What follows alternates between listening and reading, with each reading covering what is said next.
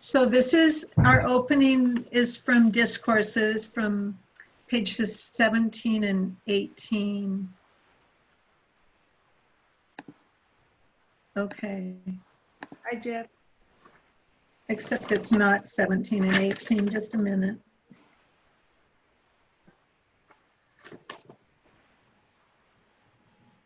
Okay, here we are, pages 17 and 18. Thinking becomes false because of the interference of sanskaras accumulated during the process of the evolution of consciousness.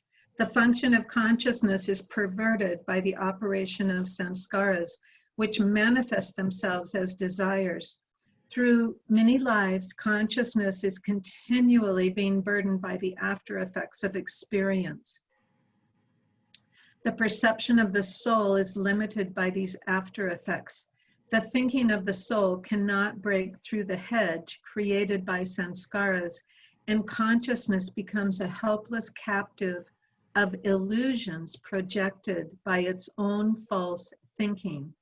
This falsification of thought is present not only in cases where consciousness is partly developed, but also in man where it is fully developed. The history of evolution is the history of a gradual development of consciousness. The fruit of evolution is full consciousness, which is characteristic of man. But even this full consciousness is like a mirror covered by dust. Owing to the operation of sanskaras, it does not yield clear and true knowledge of the nature of the soul. Though fully developed, it yields not truth, but imaginative construction, since its free functioning is hindered by the weight of the sanskaras. Moreover, it cannot extend beyond the cage created by its desires, and therefore is limited in its scope.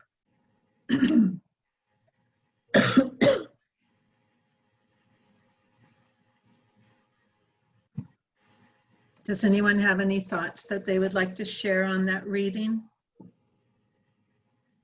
I think it went way over my head. Okay, well, it's from Discourses.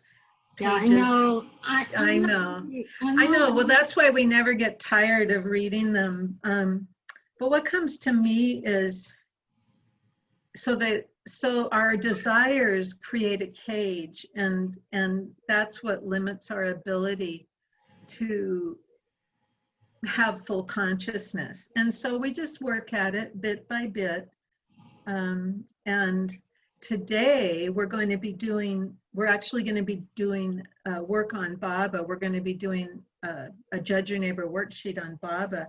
I've personally done this and found it to be extremely helpful in recognizing what's my business and what's his business, and what I'm putting on him that isn't for him to, it's not what he has to do, it's what I have to do. And so, you know, it's going to be interesting to see how it all comes out. I found this poem by Ron Greenstein. He's a Baba lover he's now in Mariposa. And this is the lyrics to a song he wrote. And it's entitled, If I Continue to Think.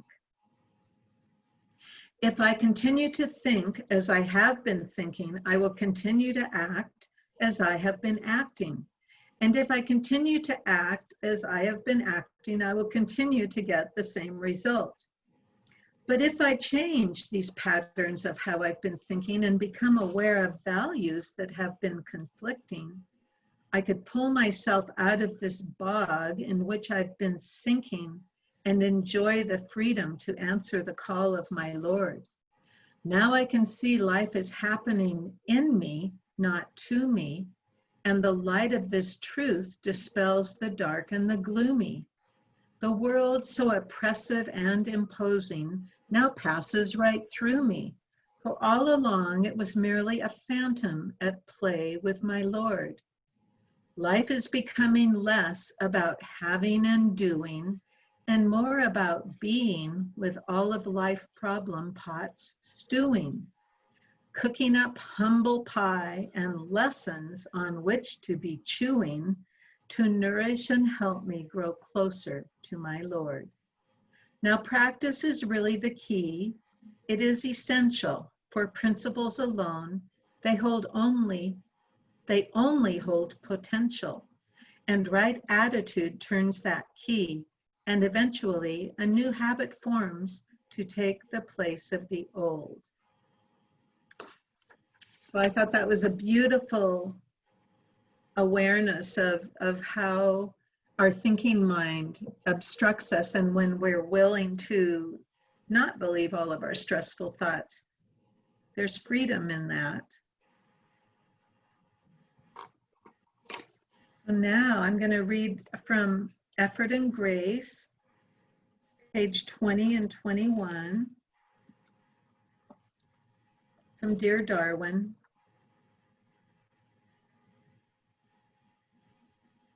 He says, spiritual limitations are deeply ingrained within our consciousness. We are comfortable with them, and to be unlimited seems strange to us. But we can easily experience great spiritual freedom and salvation by accepting the immediacy of the Master's love and grace. To do this, however, we have to stop limiting God. Sometimes we judge his omnipotence and imagine him to be lacking. We affirm that he is omnipotent, that he can do anything, but we feel and act to the contrary. We may also discover that we are placing limits upon the Master. We have a tendency to unconsciously form beliefs that keep us bound to limitations and actually prevent us from drawing closer to the Master, to Baba.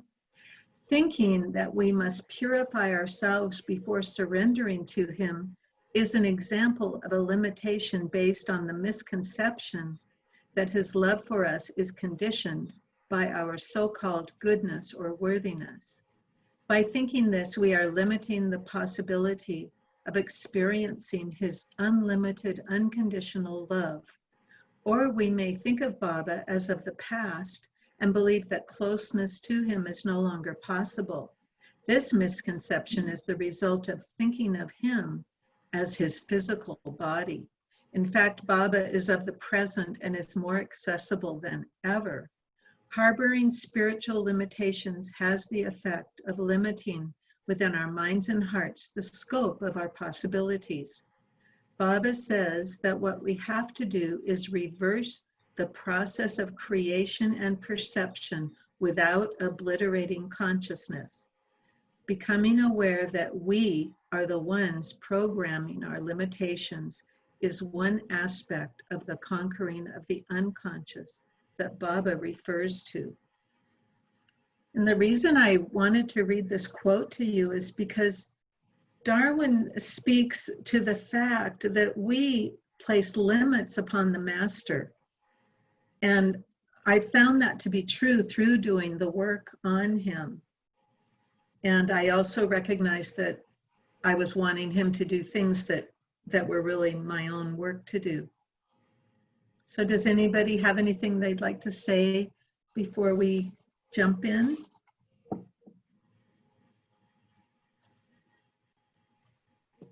Okay.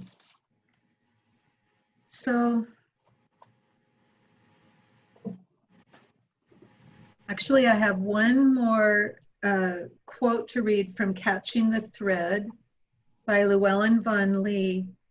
And he's talking about how there comes a point when we must recognize that we project everything onto Baba, including the positive. And part of our work in our journey to him is to withdraw even those positive projections and integrate them into our own being. So instead of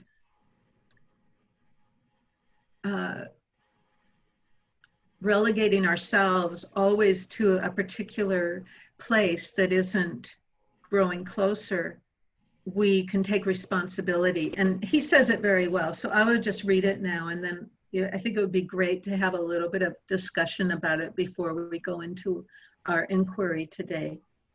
So this is from pages 202 and 203, and then I have another one, but we'll stop there and see.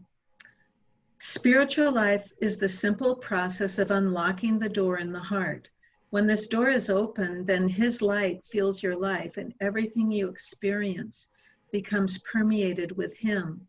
His light, which is none other than the light of your own divine self, is reflected in the polished mirror of the heart. The images of the self finally fall away as we cross over the threshold of our innermost being. The path of the mystic takes the lover beyond the psyche, beyond any image, beyond any form. Called by love, we step into the oneness that lies within the heart, emerging into the formless emptiness of love. On this stage of the journey, we are guided by love and by those whom love has made empty.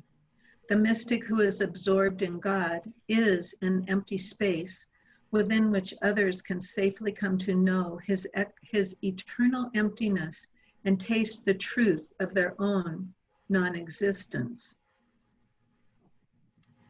And then this is the last part I'm going to read to you from pages 214 and 215. And it's entitled The Process of Projection.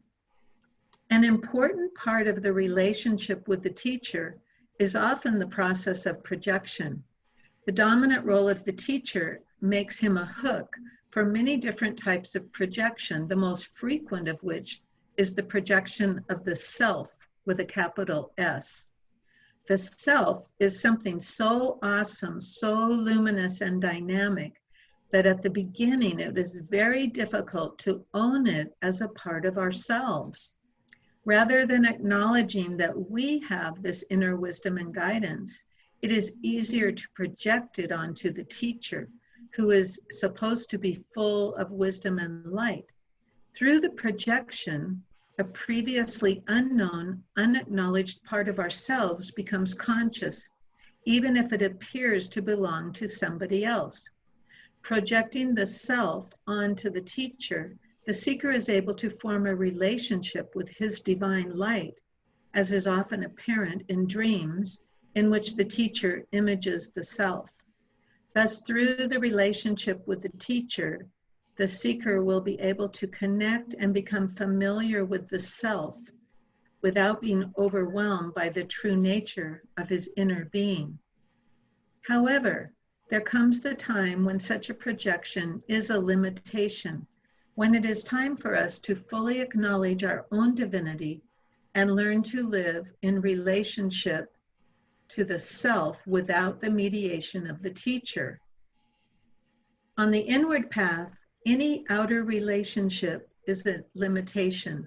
The outer teacher only points to the inner teacher, the aspect of one's own being that is one with God. So I find this reading to be very powerful, and a lot of food for thought arises out of it. And just a few of my own thoughts include, there's always the danger of inflation. Like if we recognize our own self with a capital S through our connection with Baba, then of course the path becomes dangerous through the inflation of the ego, where the ego absconds with what really belongs to the true self.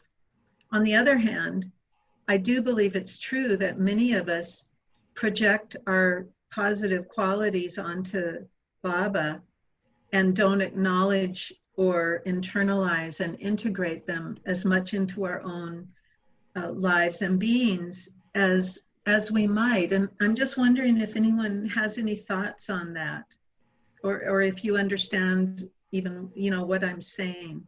It's kind of subtle, but it's I think it's important to look at it, especially in light of doing this work that we're going to do today.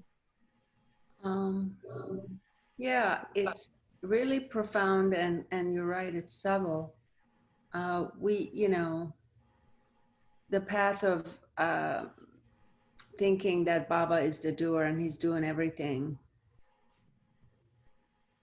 Within, I guess, without and within, at some point, I hear Darwin saying, at some point that has to switch over to ourselves and say, the divine in me is doing it. You know, its name is nameless.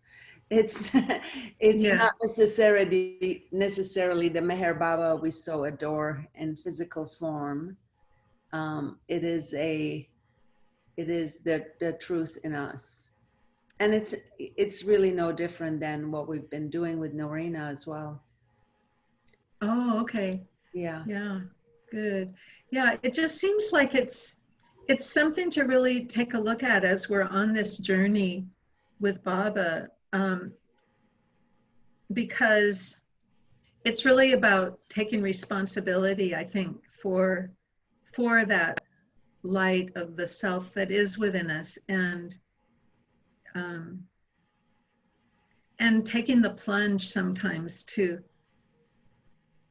be willing to share, you know, because each one of us has unique gifts to offer. Everyone has is like a different facet of the diamond. And of course, we know Baba is the avatar. He's the complete whole diamond. Anybody else have any thoughts they'd like to share? I just feel like this is a really deep contemplative subject, and it's really worthy of spending a little bit of time on it. I agree. Who said that? Yeah. Do you have any other thoughts, Farishte?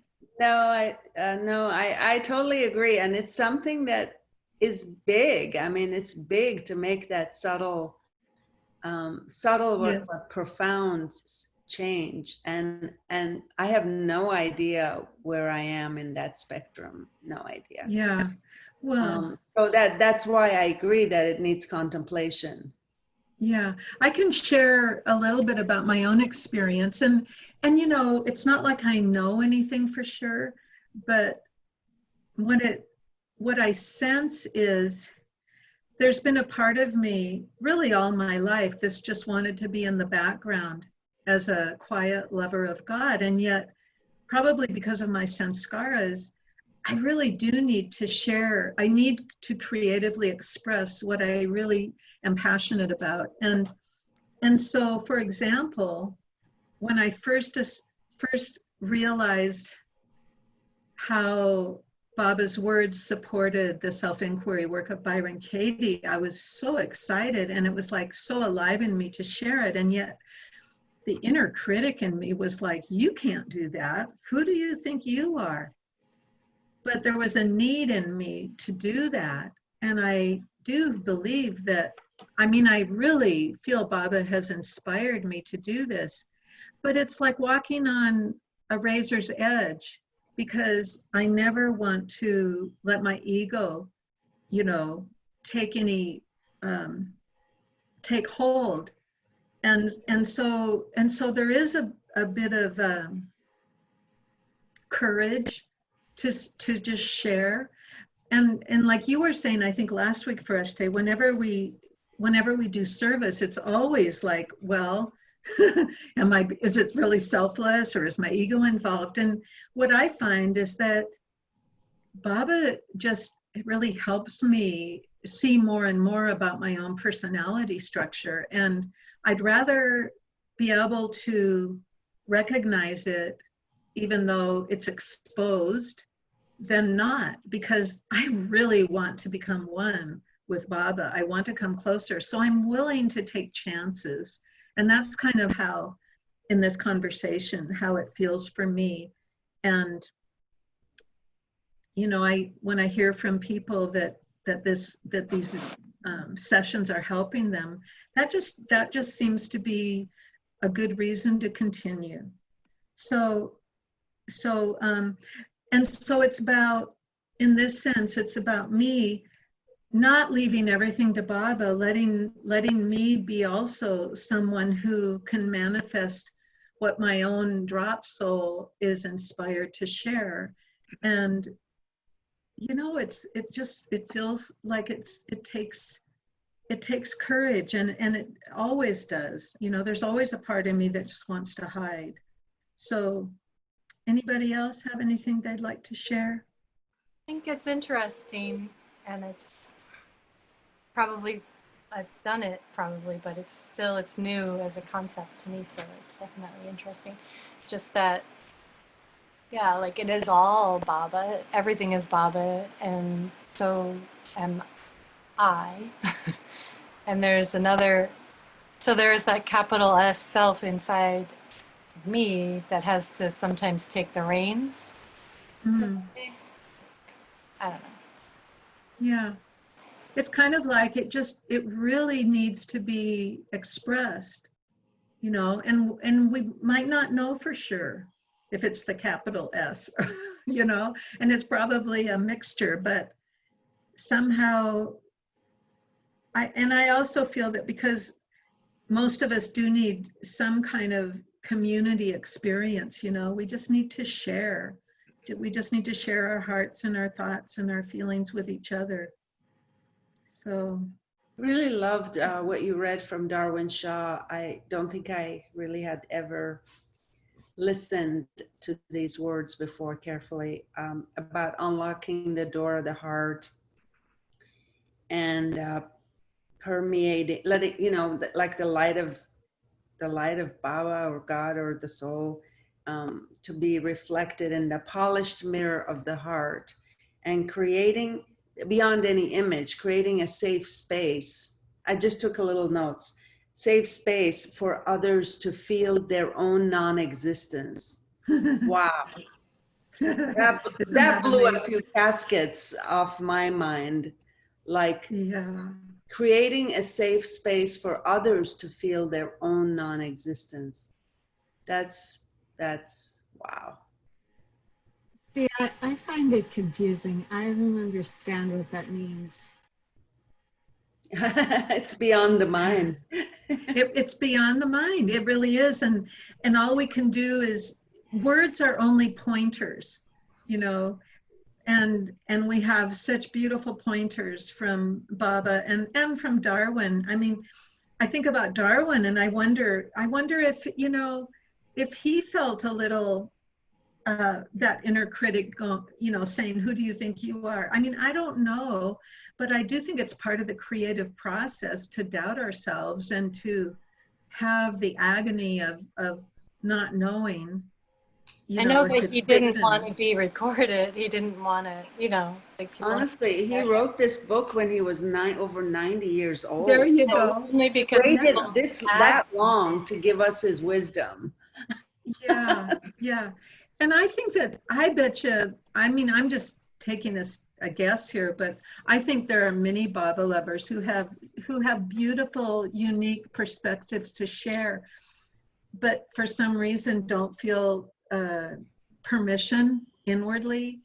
And I just think it's, so as we do this work on Baba today, I think it will become clearer, this whole process of withdrawing positive and negative projections. Now, we're only working on our negative projections with Judge Your Neighbor worksheets, but I do think that we can project a lot of our positive things onto Baba and not own them in ourselves. And that's just something to be aware of.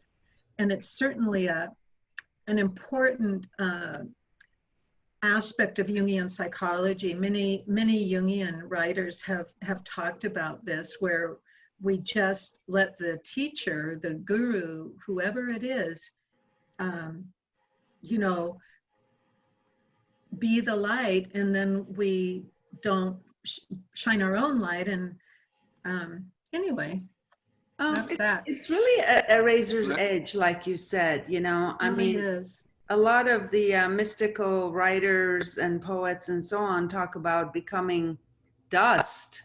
You know, it's about annihilation of the ego self so that the other capital self can emerge. And it's a real razor's edge. This is real difficult. It is. And I would say to that putting oneself out there, for example, like I'm doing these inquiry circles,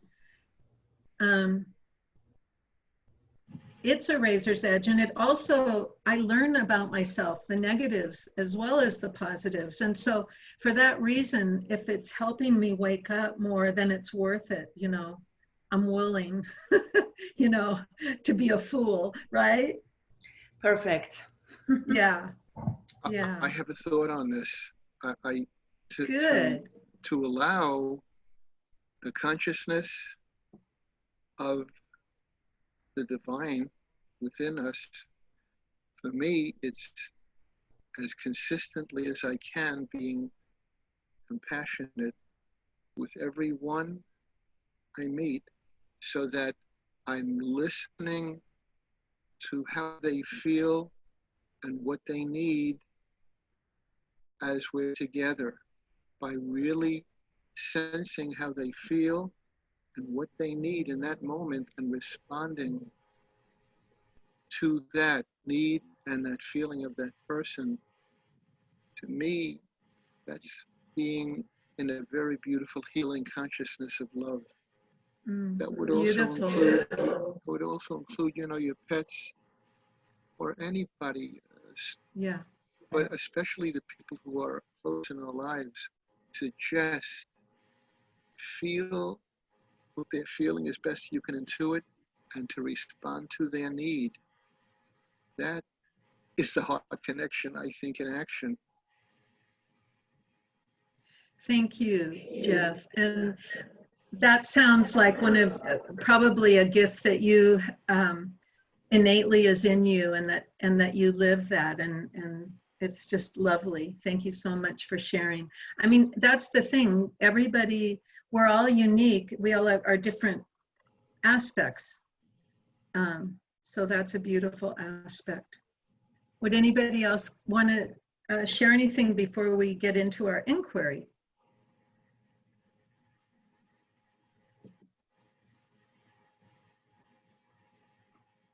Okay, so I'm not going to read the whole worksheet to you. Diantha and I worked on it.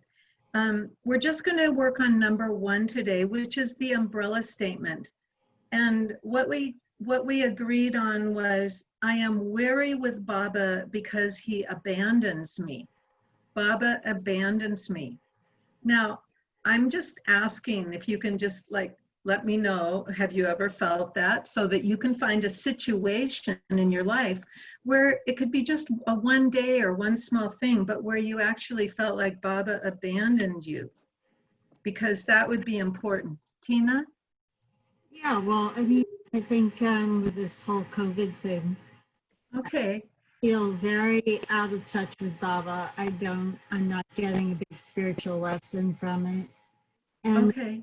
anger and fear. So good. So that will work for you. So you can just stay in that situation. And for everyone else, if you can find anything where you've actually felt abandoned, that will really help you to get on the train before we start the 4 questions of inquiry. And yes. Can I ask you how you came up with this question, or is this like a standard question? Well, actually, this was Diantha's. We had several different ones. I can't even remember what I had at first, but at one point, as Diantha and I were having the conversation, and please feel free to jump in, Diantha, if I misrepresent, but if I remember correctly, then you said that, and I said, "Oh, that's a good one." I know. I think it started as I feel lost from Baba, or something like that. Like it evolved from one that you had already worked up. Oh, I think I said he leaves me at times. He leaves, and like feeling disconnected. Yes, yeah, like where is Baba? I'm not feeling close to him. And so I like the abandon, because that's a pretty, in my experience, especially over the last decade, working with clients, it's kind of a core issue for a lot of us, the feeling of being abandoned. And I know that I have worked with it. What if you can't relate to it in the slightest? In the I slightest. yeah, Yeah. I feel like the world has abandoned me, but Baba has not abandoned me. Oh, Yeah, well, I feel so maybe I've can, abandoned myself, but yes. never the And I also was thinking that when, when I started to discuss this with Anne, but then I realized that even when, like today, I had to go pick up my computer from the place and it was such kind of a drag and I was really got kind of irritated that I had to wait so long and it was uncomfortable and everything. And, we had the masks and all. So I was just like spinning into this kind of bad mood, but I was able to just say, well, this is what it feels like to be disconnected from Baba and feel like, because he's not here, like where is he? And then did a little bit of just realizing that even in moments like that kind of counts as feeling disconnected, Yeah. but I've never felt abandoned by Baba. I felt I've abandoned myself, or Yeah. I felt like I've been distracted. Okay. Same feeling, So same feeling, very same yeah, feeling. we're gonna find one that works for everybody. Yeah. And of course, when you do the turnarounds, what's truer is I abandon Baba and I abandon me, and Baba doesn't abandon me. Those are what we come to. However, since I think that there's a few of us who don't relate to that, do you have any suggestions, Laika or Fareshte, of what would be your complaint? And I love that the Sufis, and maybe you can speak to this, Fareshte, but there's complaining. The complaints is part of the Sufi tradition, right? Totally. And Bao has written his complaints, and so in that light is kind of what we're doing. So what would be something you could complain about? I would love to complain to him about why is it that I cannot find him in everything and everyone. Okay. I struggle with that all the time, trying to find Baba in the person that rubs me the wrong way and insults me or hurts me. That's been kind of my drama. Okay. So we Finding could Baba we in could them. do Baba. I'm whatever it is, the emotion, because Baba is hard to find in everyone. Now, we can just process this for a bit. Laika, do you have any that you would like to offer up to consider? I have nothing with Baba. Okay. That love, yeah. I've never had that viewpoint. I've always felt that, if something's off, it's usually the limited self's distractions with my sanskaras, and never Mm-hmm. Baba. So, that he's Okay. just there waiting patiently. All right. Well, that's pretty good. I'm having a tough So, time with this one, yeah. So what about everyone else here? Would you feel like you could work on Baba is hard to find in everyone? We need to find one that just about everybody can get on with. And Well, I certainly can get on board with that, but you can. well, Oh, good. yeah, because no, I mean, I don't, by no means. I get it that we intellectually know that Baba is in everyone, but my No, by God, no I means certainly. do I experience Baba in everybody. No. Okay. I just mean So, I don't hold Baba, I see that as the limited self's problem of. well, of course. And I get that. And the whole purpose of this inquiry is that we just notice how the mind works. And if we really question it, it seems to loosen up some of the stronghold, and we'll find out if it gets lighter at the other end of it. I just want to say that for me, that will tie in just fine with he abandons me sometimes. Yeah. He hides when I'm Yes. encountering somebody who is very unpleasant, who I cannot and I'm just thinking, where is Baba in this? He's gone, or he's hiding. He's abandoned me. It's a little bit of sounds like strong language, but in a sense that works too. So yeah. Well, and it's like because. Go ahead, Jeff. when I meet individuals like that, like we all do, I look at them as having a case of earth dis-ease. Something like I said, the small self is still small, and they haven't really blossomed more and more into their divine self.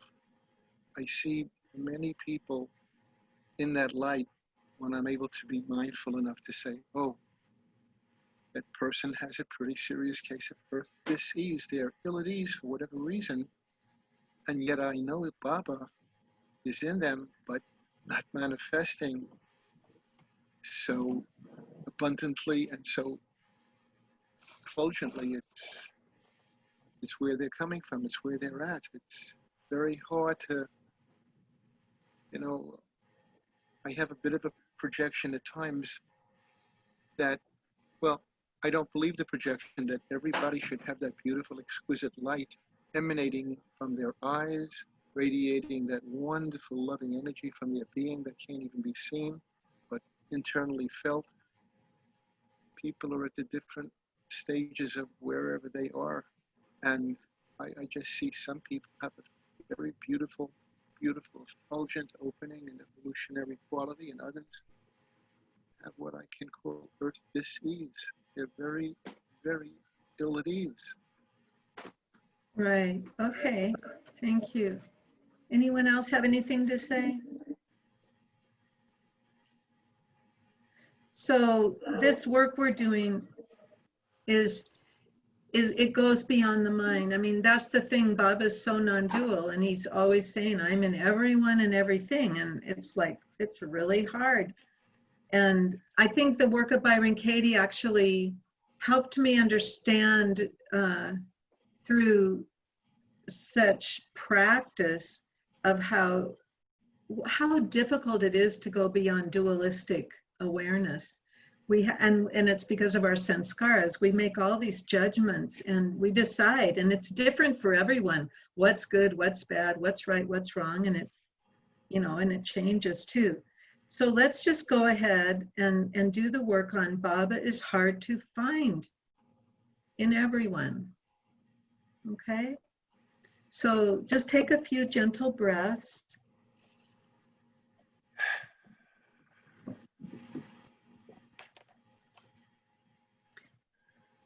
Is it true that Baba is hard to find in everyone? Is that true? Yes. And when you're ready, yeah, you know what to do. Oh, Yes.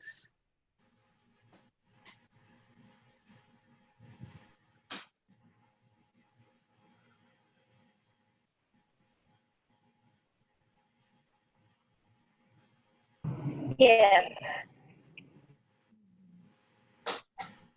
Yes.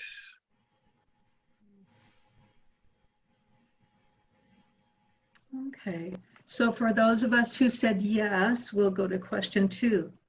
And I want you to actually contemplate this question deeply for a minute before you respond. Can you absolutely know that it's true that Baba is hard to find in everyone?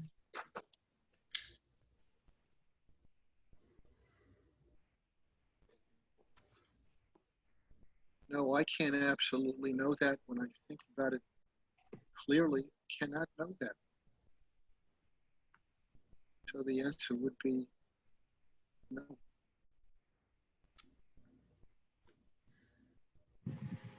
No.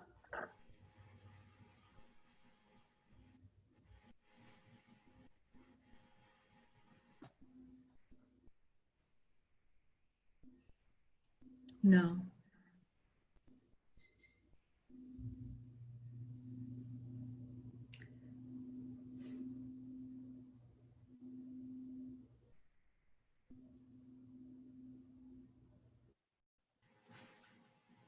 Has everyone been able to find their answer?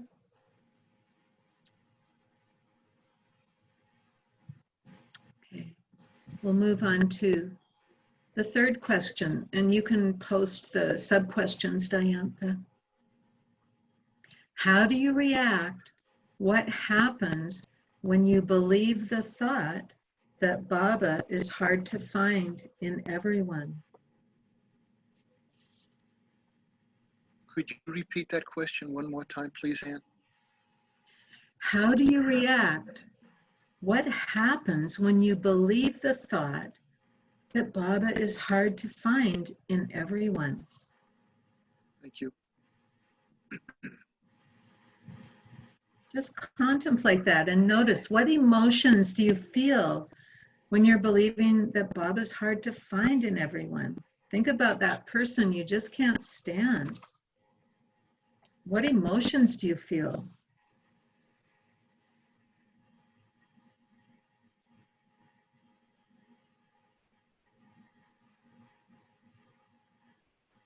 Resistance, pity, anger, not love. Yeah. Yeah, I second the resistance part.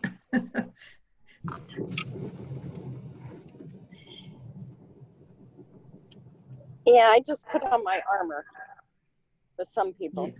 Yes, yes. And what would you call the emotion? How would you describe that as an emotion?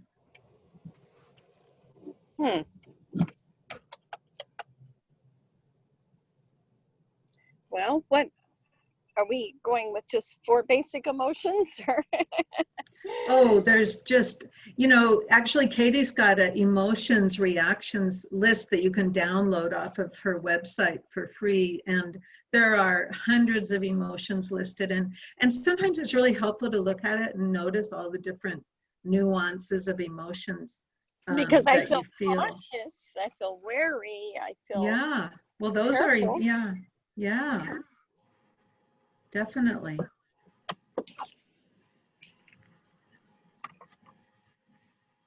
And I definitely feel dislike. Okay, so everyone, if you found your emotion, I want you to locate inside your body, where do you feel that emotion? And then we're going to identify, once we find where in our body we feel that, we're going to identify the sensations. And this is a really critical piece of inquiry work, because we tend to repress these negative, uncomfortable emotions and sensations. And if we are willing to feel them, they actually guide us on our way to freedom, because they don't last. So if anyone would like to share where they feel it in their body, we're going to sit in it after we identify it. And you can just speak out where you find it. Like maybe Jackie, where do you feel the armor? Yeah, it might be my throat and my heart. Okay, so that's where you're going to focus in that area when we're ready to do that. Yeah, for me, the dislike and the resistance is definitely in my heart. And so well, now the person I'm thinking about, it affects my power center. Okay, so your I feel solar myself plexus. wilting around them. Okay, so you're going to really go into the sensation of wilting, and you're going to be able to describe it, because if you can go into that, something else will arise. It just needs to be felt all the way to its conclusion. That's how we get free of these things. So let's take our 60 to 90 seconds now, and everybody go into that place that you identified where you feel that emotion. And we're going to just find the sensations now. And then after 60 to 90 seconds, we will move on.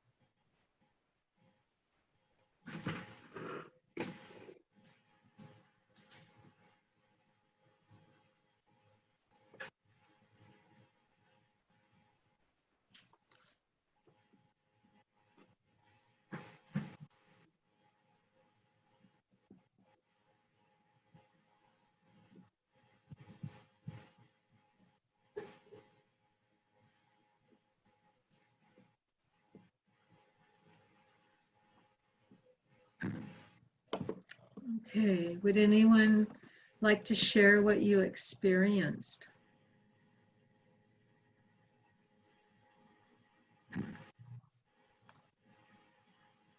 What I noticed, I was in my heart center and it was very contracted, and what I recognized was an intransigence. There was this part of me that did not want to open my heart to see Baba in this person. And I had to start breathing, and because it was so stuck, the energy was stuck. And as I was breathing, I felt this release and this expansiveness. And that was when I realized how intransigent that belief was, that I couldn't see Baba in this person. I didn't want to see Baba in that person because I realized then I have to change. There's a part of me that has to die. It's part of my ego that just has to surrender because I have such a story, you know, that I was trying to hold on to about this person that I couldn't see Baba in. So that was the most interesting thing for me, to find that intransigence in myself. Anybody else have any observations that they would be willing to share?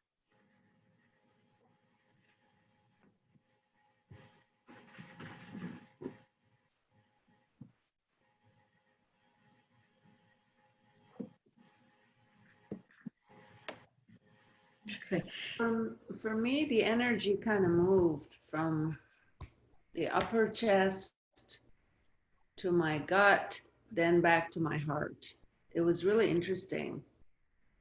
Like, And as it moved, was it less intense, or how was it like in that sense? I didn't notice change in intensity, but I did notice a movement. Mm-hmm. And after the 90 seconds, did you feel any kind of a release, or is the energy still the way it was? I think it's old. I think it's really old. Yeah. And I think it needs more work. Yeah. And that's true for all of us, really. It's just an ongoing practice and a habit that we can develop.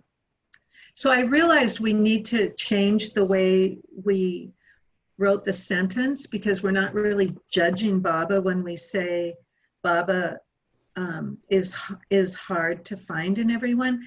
So I would like to change it to Baba makes it hard to find himself in everyone.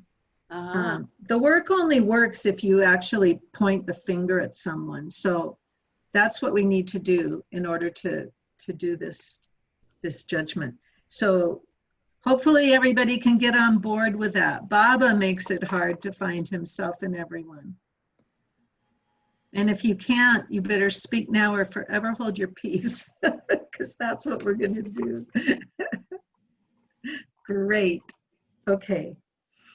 I just want to say one thing. Okay.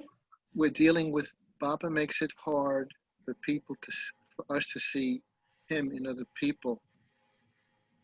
I don't. Well, the statement Baba, is. I think it's our mind doesn't let us. I don't think it has anything to do with Baba. I think it's. Well, of course it doesn't. Of course it doesn't. But the mind likes to judge, and oh, yes. in the Sufi tradition of complaining about God, that's what we're doing this. We're doing it so that we can find our freedom. We all know it's kind of a cosmic joke, you know, because judging anyone is just going to show us what we need to see about ourselves, because we're the blind spot. Okay? So, of course, Baba doesn't do this, but because of our dualistic frame of reference, many people have found it very valuable to, you know, Katie says, get your war down on paper. You know, all war belongs on paper. And if you've ever had a thought of a complaint against Baba, then it's okay. Just judge him. You know, it's sort of like it's almost taboo, you know, to think about judging God. And that's one of the reasons I want to do it, because I think it's really important to break the taboo, because the mind judges constantly. And so, you know, we're going to do it because it's going to bring us closer to him. That's the reason that we're doing this. The reason for all of our judgments is to have a much more loving, magnanimous way of being with the world and all of life. Okay, so the statement is, Baba makes it hard to find himself in everyone. So whose business are we in when we're believing that thought?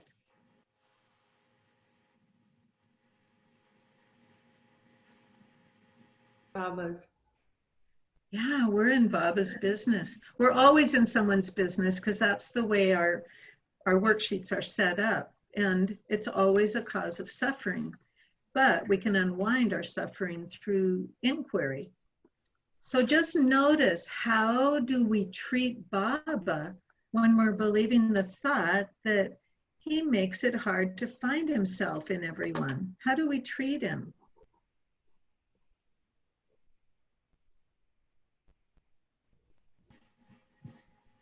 It's easy to leave him out when we feel that way.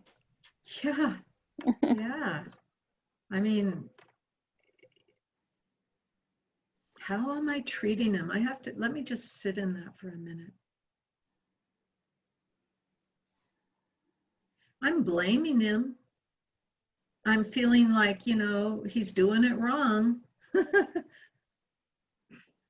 It's something like the apostles around Jesus, when they began to feel that they felt lost, that they felt he was not there, and their minds began to get extremely discombobulated. He eventually said certain things to instill in them what they already knew and experienced, but in spite of their experiences with this extraordinarily loving being that Baba was when he was Jesus, even the apostles, who had so many experiences of closeness with God, they still doubted. Yeah, and it's not over till it's over. I mean, until we're completely God realized, we have stuff to work on. So thank you for that. So did everybody notice how you treat Baba when you're believing the thought that he makes it hard to find himself in everyone? Well, Does in a anybody- way, we're excluding Baba from that person's being. Oh, yeah. We're like, Wow. okay, We're the leaving him universe is on out. this side, and Baba is missing in this person. So there's a hole in the wholeness. There's Yeah. a black hole. Yeah, wow. I love that. Thank you. Does anybody else have anything they'd like to share about how you treat Baba when you're believing that he makes it hard to find himself in everyone? I just think I think of him as, like, if it's an extreme case, it's sort of torture for me, like to have to endure a person who just doesn't make me feel okay to be around, you know. And when they're in your workplace or in your neighborhood or something and you have to interact with them, it's like, Baba, why are you doing this to me? Like a kind of a victim thing, or like he's Yeah. this. And that's how you treat yourself. So that's different than how you treat him, but you treat yourself, you're tortured. You torture yourself, right? Treat him like a torturer. Okay. Okay, so Baba's torturing. Oh, that's a good juicy one, isn't it? Isn't that something? And you feel like a victim. So yes, that's always true. We treat ourselves like victims. Poor me, you know. And so why would we treat ourselves as victims? It's very interesting to contemplate this. Why would we treat ourselves as victims? Does anybody have any thoughts? because we feel powerless, like we don't have any choice in the matter. We don't have anything to Yeah. And something I've noticed over the years of doing this inquiry is that it's also a cop-out. If I'm a victim, I don't have to do anything, you know? I mean, really, it's hard work, you know, to not be a victim. It's really hard work. And it's ongoing because I believe, I mean, I don't know if this is true, but it seems to me that there's always an element of believing oneself to be a victim until we're completely free, because what else would hold us down? You know, it's like we don't have the power, we don't have the ability. And, you know, we know from Baba that, of course, we have everything inside of us that we need. We have to be heroic. So being a victim is sometimes like maybe thinking that's the easier way out. And of course, it never is, but anybody else notice how you treat yourself when you're believing the thought that Baba makes it hard to find himself in everyone? I guess at a deeper level, I feel inadequate. Like, gosh, I haven't learned this lesson yet. You know? Yeah. So you're hard on yourself, right? Yeah. And I can relate to that. Yeah. It's like, yeah. And I would say, would you say that might be a lack of patience?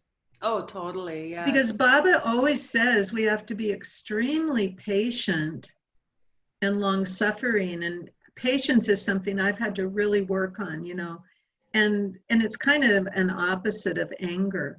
So yes, Baba is definitely, requires extreme patience. So yes, we're impatient with ourselves and with him.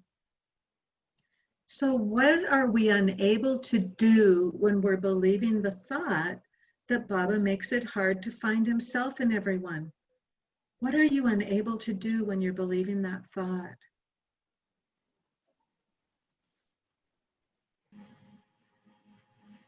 Unable to let go of the story and actually find a way to enjoy the person or tolerate the person or whatever, you know, just let go of, unable to letting go of the story. Yes. I love how you said you're not able to enjoy the person, because when I was, you know, in the sensations, and I noticed that intransigence in my heart, when I started breathing and my heart opened up more, I could see all the sweet qualities in this person that I wasn't willing to see it when I was believing the thought that, you know, I couldn't see Baba in this person. So yeah, we're just unable to see the bigger picture. You know, it's like everybody has their positives and negatives, but we get very selective at times about what we're willing to see. The thing is, though, you know, sometimes you just have to walk away. You know, you don't have to enjoy everyone. Not everyone is enjoyable. No, and I agree with you. And I think walking away is also one of the ways of having clear boundaries. When you know that you need to take care of yourself, I think walking away is a great solution. Just end it, end the conversation, and, you know, excuse yourself. And that has to do with having really clear boundaries. Yeah. Yeah. Well, for myself with this person, they're like the test. It's like a reminder I'm not in my power. And until I have a better way of coping, that's what I do. I distance myself quickly. Yeah. And I guess the important thing is then for us to recognize that as long as we're triggered, there's something in us that we need to pay attention to. And, you know, sometimes we need a break from our triggers too. So what do you fail to see when you're believing the thought that Baba makes it hard to find himself in everyone? What do you fail to see when you're believing that thought?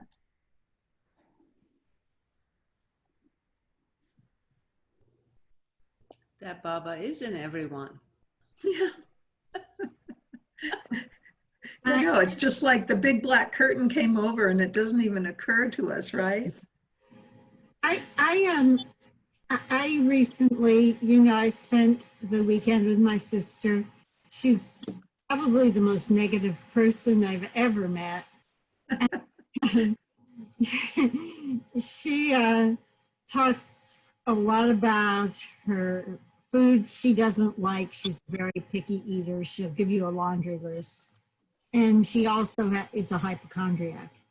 And she was and it's very hard for me to see Baba in her, but she was going on and on about how she didn't want a relationship. She just likes to be alone. She doesn't want to have to compromise and adapt to anybody else's needs. And I just, I felt like a little bit of compassion for her. And I thought, Yeah. Wow, I could have been that if I hadn't heard about Baba. Yeah, I love that you said you felt the compassion, because in my experience, that's really what always arises as we go deeper into our inquiry. Compassion for her, for ourselves, for the world. I didn't say anything, No, but I'm sure she felt that compassion. Wow. So that's a beautiful thing. I try to be nice to her, but it's like a one-way street. Yeah, but it's bringing you closer to Baba because you're pleasing him, right? I don't know. I mean, it's just good to remember that, when we make that effort to make other people happy, that pleases Baba. And, that's really helps me to remember that. Let's say I don't want Baba to come to me in our meeting, whenever that's going to be, and say I was unhappy with you in that person, in that situation. You did not please me in that situation. Right. You try to do the best you can with these people, and you don't give them unsolicited advice. Just Yeah. be there for them. Yeah. I mean, I don't spend a lot of time around her, believe me. Well, family, there's oftentimes for many of us, family is definitely where our work is. And when we can free ourselves from the triggers of that, then life is a lot easier. I feel like Baba gave me the mother load of difficult relatives. I really do. Maybe he wants to give you the mother load of real God realization. Who knows? I mean, just, if you get lemons, just make some lemonade, right? I'm drinking lemonade right now. There you go. See, way to go. Yeah. So let's move on to question 4. So you can put Baba back up, and we won't use the turnaround since we changed it, Diantha. Okay. Who would you be without the thought that Baba makes it hard to find himself in everyone? Who are you without that thought? Well, I can go back to my sister if you'd like an answer to that. I'd love it. I wasn't even thinking of, like, where is Baba in this situation? But, I was just trying to get through it as best I can. But the thing is that when she started telling me about why she doesn't want to, she likes to be alone, she doesn't want to be in a relationship, I did feel like she touched my heart with that diatribe. Aww. And Yeah. I just feel like she's very damaged, and I want, I can't save her, but I did have that feeling of, what was the question? Who would you be without the thought that Baba makes it hard to find himself in everyone? Yeah, I would just, you know, be as nice to her as possible, but I wouldn't try to like bail her out. Yeah, that sounds really healthy. Anybody else? Who are you without that thought? I That wouldn't be Baba so makes it hard. reactive, you know. Mm, I would let it flow through me rather than catch a snag in me. yeah. Yeah, I noticed that I just feel a lot more peaceful without that thought. A lot more peaceful. And accepting. Mhm. Well, and Okay. I'm always feeling like, you know, Baba probably set it up for me to run into that person. You think? Yeah. I mean, And to feel their really? jabs. I mean, with this person, it's like, it's almost like they're jabbing you, you know, they're Yes. thrusting their sword into any little tender spot they can find. Oh, I know. It's so true. Everything's a setup, right? Our whole life is a big Mhm. setup designed for our unique sanskaras. Okay, so let's turn the thought around to ourself. Now, this is an interesting one. I make it hard to find myself in me. So my egoic self makes it hard to find my real self in me. Mm. So contemplate that for a moment and see if you can find examples where that could be as true or truer than the original statement. I make it hard to find myself in me.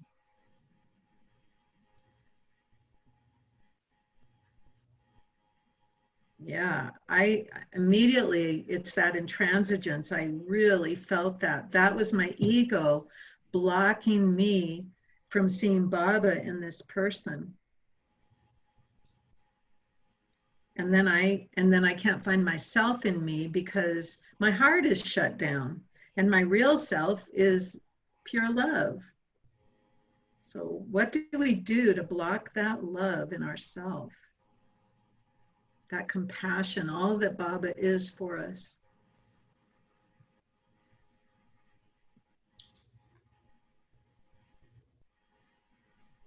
Does anybody else have an example of that? Well, you know, I think like just railing against Baba in this particular situation I find myself in with the coronavirus. Yeah. It's me. I'm just in either like, I'm just in this constant state of anger or fear or something.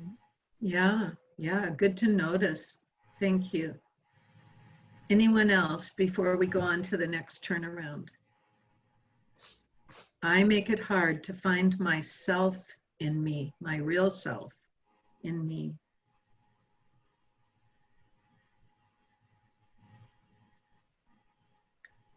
Okay, let's go to the turnaround to the other. And that also starts with an I statement. And that would be, I make it hard to find Baba in everyone.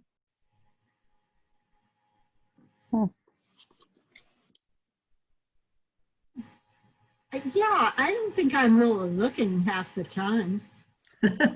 Yeah, that's making it hard, isn't it? I'm just reacting like, you know, Yeah. like my sister with her list of food she's allergic to or whatever she doesn't like. You know, Yeah. Yeah. stop. That's my mind was screaming. Right. Yeah. Yeah. Well, what comes up for me is just all of those sanskaras, you know, that are so crystallized in their stories of everyone in my life, and so I'm working at it, but you know, I notice there's times when I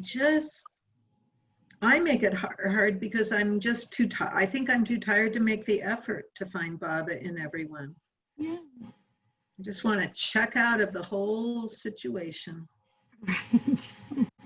I can relate to that. Yeah, for sure. And sometimes like, you know, I have to confess, I'm not that nice to certain customer service representatives. Yeah.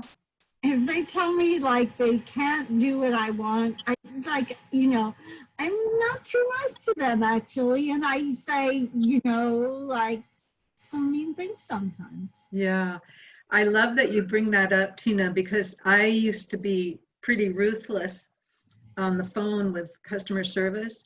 And then when I started doing the work, because it was such a practice for me, I recognized, and I wasn't thinking about Baba in this so much, but just about finding my own freedom from my own suffering. And I just knew that I had to be nice to people even when I didn't want to. Yeah. But it did make a difference. And now it's more of a habit, although I have to say at times, things just come out of the blue. I'm trying to remember something that just happened recently, and the words flew out of my mouth, before I could catch them. Yeah. And I just get so upset with myself for saying these things to them. Yeah. Because it's their job to give me a hard time or tell me. And you know what? We just keep plunking away at it. I think one of the most important things is to just not be too hard on ourselves. And when we can make amends, we do it. And otherwise, we just are determined to do better next time. But in my experience, it's also really important to be kind to ourselves on this long slog, that we're on to freedom. Like I should practice like making calls to customer service representatives and just really, really kind to them. Yeah. Well, and what I notice is when I'm kind to people and I'm really not feeling it, I feel so much better afterwards.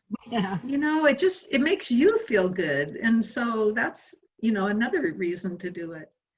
I think it's like real happiness lies in making others happy. It's so true. It's so true. Even when you don't feel like it, you just feel happier. So go ahead, Jeff. Yeah, for sure. Yeah. Those individuals that are rubbing us the wrong way, when I'm mindful or aware enough to see that they're in a very annoyed place within themselves,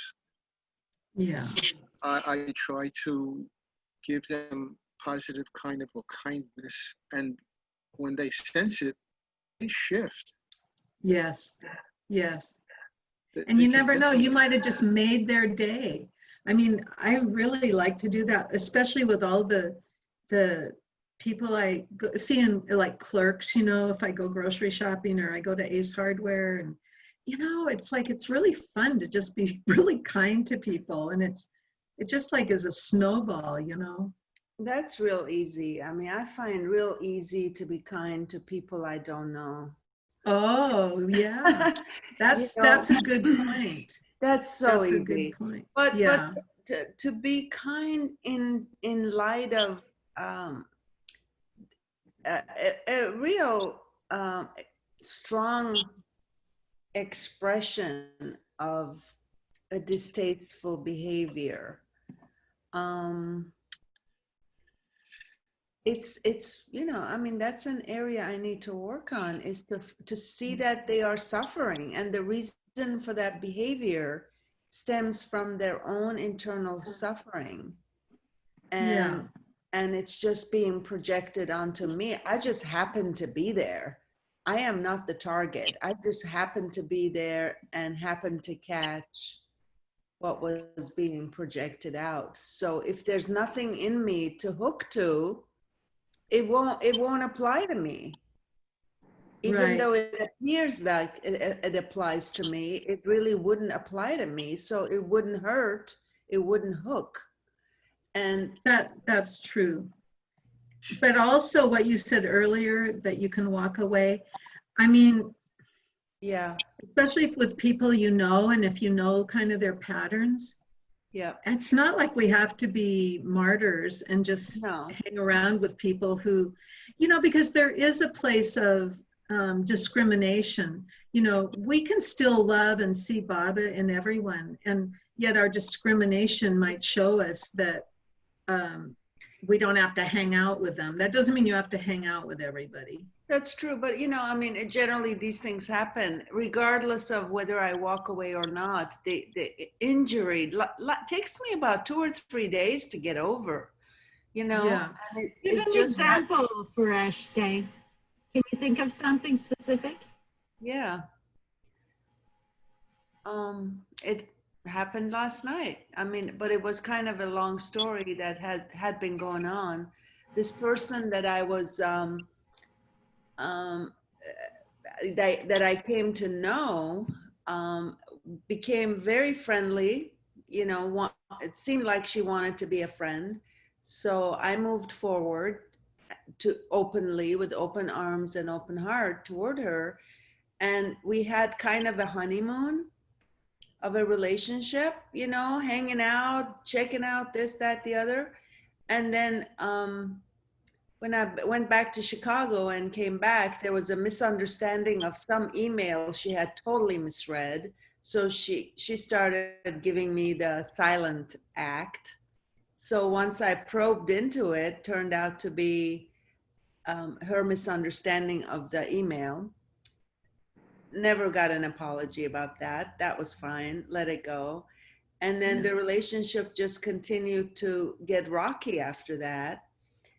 And then the last time I was at her house, based on her invitation, turned out really pleasant at first, but this person completely changed personality and accused me of things.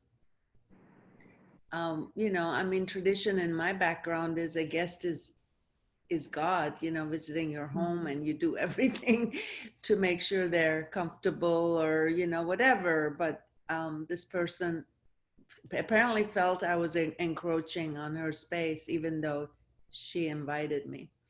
Anyway, so just at that point, I decided to let it go. And then she had borrowed a book of mine, and I had borrowed a book of hers. So we had to make this exchange. And there was a situation where we could make the exchange. And I decided consciously to go to this meeting and actually clear the karmic air with the person and just be loving and extend, courtesy and, forget the past and just extend the courtesy. She had not gotten off her high horse at all and continued to, in a way, judge and, kind of a judging, abusive kind of a behavior at that meeting. So, it's like, okay, that was it. That, I'm done. I don't, it's like, is it me? Probably it's part of me that still hasn't been able to find Baba in her. But I certainly know for a fact that I will not continue to pursue that relationship. Yeah, I have a thought on what you just said, because I've had similar experiences, and what I've come to see is that, you know the word frenemy? No. It's like a friend enemy. I used to really be into friends, but I've come to see that the closer you come to anyone, the more you get to see your stuff and their stuff. And so, I just see that friend, enemy, it's kind of all one thing. And I just see people as people now. And I felt like, I think I saw with Baba, it seemed to me like with the Mandali, and I'm thinking of like the Western disciples specifically, but he wanted them to like get these frictions, because of course that's how we get polished off. But it never goes away, these little personality conflicts. And so for me, the important thing that I come out of it with is to just be with Baba more and more, and recognize that this world is a dream I'm waking up from. And no matter who it is, my family, my children, my husband, so-called friends. Thank you. It's just, it's like, we get so attached, I think. I know I have. I got so attached in the past to friendships and, even Baba friends, and it just doesn't, I don't know that that's what Baba wants. I think he just wants us to be attached to him. That's exactly my thought, that Baba did not want us to get too close to one another. Yeah. Because In when fact, I he get, said that. I think it He said is. that. I don't really agree. I think Babo does want us to get close to each other. It's like he's just grinding down the ego with some of these little disagreements. yeah, But I think there's a difference between loving people and being in love with people. Like Oh, yeah. being in a dependent, kind of a dependent, needy relationship with people. Codependent. Yeah. Yeah, codependent. yeah, You know, like I was looking at her as my future playmate, that we could, you know, childhood friends, play doll kind of friends, grow up, and we can, you know, be playmates on the beach or wherever. Yeah. But really, that is not what Baba is intending at this point in my spiritual journey. I feel Yeah. like he's detaching me. Not that I would be unloving to anybody, but yeah, I would exit from this codependent needing a relationship other than with Baba, you know. And Yeah. it's like, I'm okay with that. I can learn to live with that. That's really been my experience, especially after I started doing the work, because my bosom friends, we just kind of, I changed, you know, and so I don't think they wanted to be around me. But I think it was that I was working really hard at, you know, becoming more clear. Yeah. So I had to let it go because I realized it wasn't really in my best interest to pursue, you know, keeping those friendships. And that's just how life is now, and I'm good with it. So let's are you ready to do the turnaround to the opposite? We have two ways we can do it. We can say, Baba makes it easy to find himself in everyone. And we could also do, Baba doesn't make it hard to find himself in everyone. So which one would you like to do? See how much time you have. I like the first one. Okay, let's do that.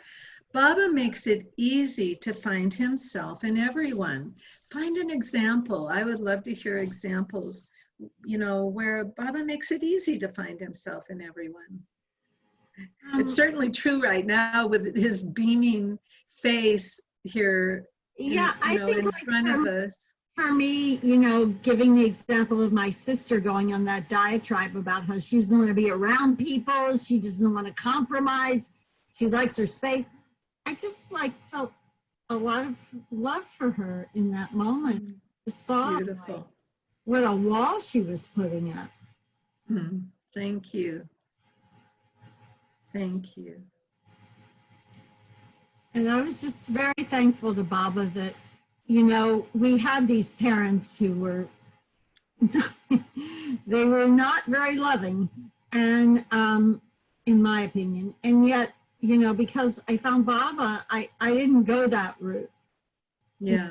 And I don't want to be separated from people. I want to be in their loving arms and embrace. Of course, I can't do it now, but I will. And, you know, I just felt like a lot of gratitude when, you know, it was kind of a circuitous route from when she went on that rant about how she doesn't like to be around people. Yes, yes. So Baba makes it easy to find himself in everyone. I noticed it was actually one of my sisters that I was working on. And when I got rid of that hard-heartedness, it's like, because I've done so much work on her, and it's so easy for me to see, oh, how beautiful of a life she lives and how much she loves her grandchildren. And I mean, so many things that I love about her. And so Baba makes it easy to find himself in everyone. Does anybody else have an example before we finish up? Well, I also remember my mother once tried to commit her to a mental hospital. Oh boy. So I can have a lot of compassion for her. Yeah, yeah. Well, I have a few closing remarks, unless somebody wants to say something.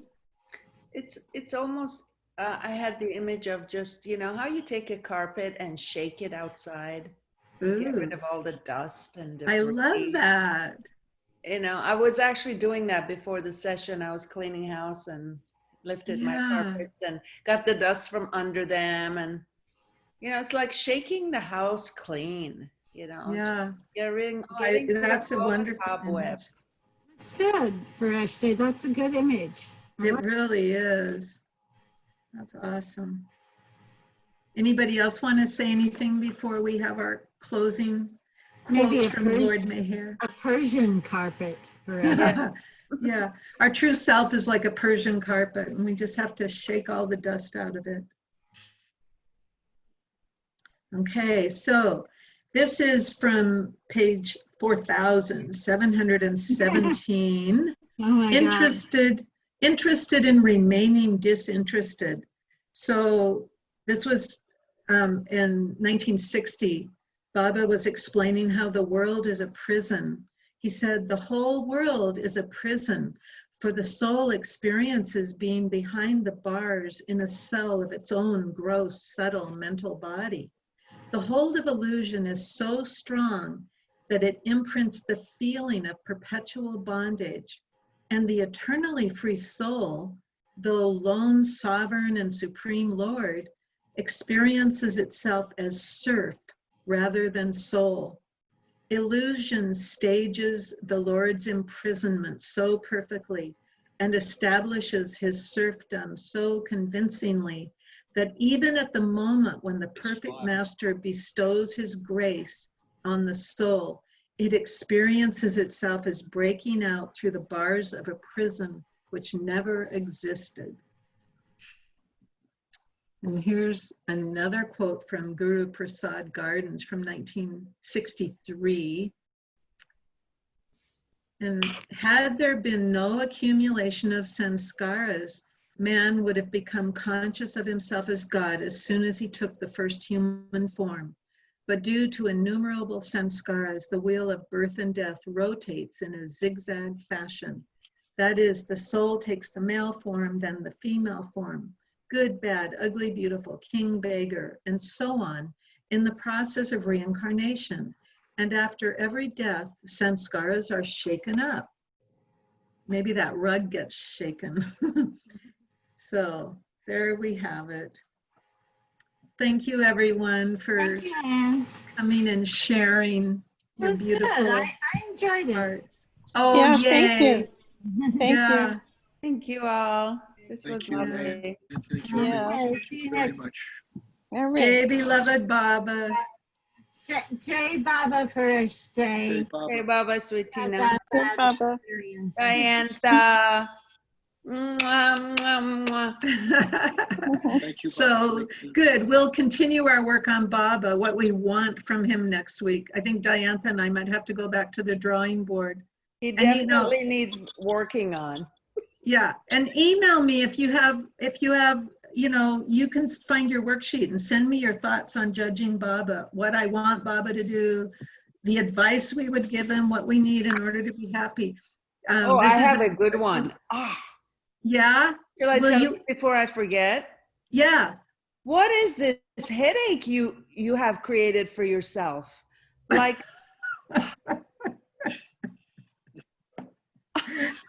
I think about that too. Really? Why did we have to do all this? I don't no, but know. I mean, I'm